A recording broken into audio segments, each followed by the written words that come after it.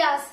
Here I had made a video to participate in the National Project Expo conducted by Christ College Irinjalakuda from 13th July to 15th July 2021, in which I got the first prize, which was one certificate and the cash prize of 1,500 rupees. As usual, please like this video. If you haven't subscribed to this channel, please subscribe. To see more videos like this, please turn on the notification button. Please share this video with your friends and family. Remember, your motivation is my inspiration. So, let's get on with the video. Good morning to all. I am Irinjalakuda of grade 6B of Kamal Academy, Chalpudi ICC School. Today, I am going to explain about industrial pollution and how to overcome it. Industries are the backbone of any country. Income of any country mainly depends upon the industry. Industries are not only the source of income of any country, but also provider of infrastructure to its citizens. While industries manufacture all required items meant for mankind, it also generates pollution which very badly affects the environment and thus the very existence of ecology, which directly affects all living things. We have seen and are facing the after effects of such pollution all across the world. All industries and establishments like hospitals and hotels and even our houses generate pollutants in one way or the other. Our science has developed and have come up with many ways to scientifically contain and control pollution. But our ignorance and lack of initiative to adapt the required system or practice is the root cause of such pollution. For example, all houses generate biodegradable and non-biodegradable waste. How normally do we dispose of such kind of waste? All waste would be put in a plastic bag and shamelessly dump it on the roadside.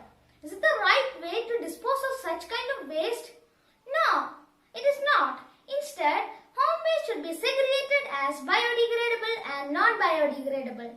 Biodegradable waste be turned into organic manure at home itself, which now is available in all Krishi Bhavan offices. This is very effective and could be used in kitchen gardens. Non-biodegradable waste be collected in a sack and either sold to agri shops or volunteers from local bodies would come and collect it from every houses once in a month for its centralized reprocessing. No home waste is actually waste but of valuable things that could be reprocessed. Now let me come back to industrial pollution. As I said at the beginning, all industries generate pollution. No industries can run without pollutants, but it matters how they handle their pollutants without harming our Mother Earth. Here I am going to explain with the help of a small model of how the pollutant generated in an electroplating company is treated and wastewater reused in the factory. The factory has an effluent treatment plant, commonly known as ETP. The inside floor of the factory is cemented off properly without any pores so that no water is absorbed to the earth. Arrangements have been made to drain all wastewater fall inside the factory to flow through an outward pipeline. The outward pipeline is connected to a wastewater collection tank. The wastewater would have the pH value of 2 to 3, which is acidic in nature and harmful to the ecology. If allowed to flow freely in the soil, it would pollute the soil, then contaminate all water sources. The wastewater is the pollutant of this factory. The wastewater collected in the wastewater collection tank is regularly pumped to a large conical shaped funnel. A pressurized air inlet is connected at the bottom of the funnel. Two small tanks are installed at the top of the funnel. Alum mixture is stored in one and caustic soda in the other. The caustic soda and alum mixture is proportionally mixed with the wastewater and thoroughly stirred for 30 minutes using the help of pressurized air. After that, the water is kept in the funnel for 3 hours for the sludge to settle down. After the sludge is settled down, the water is pumped to a carbon filter cylinder to filter out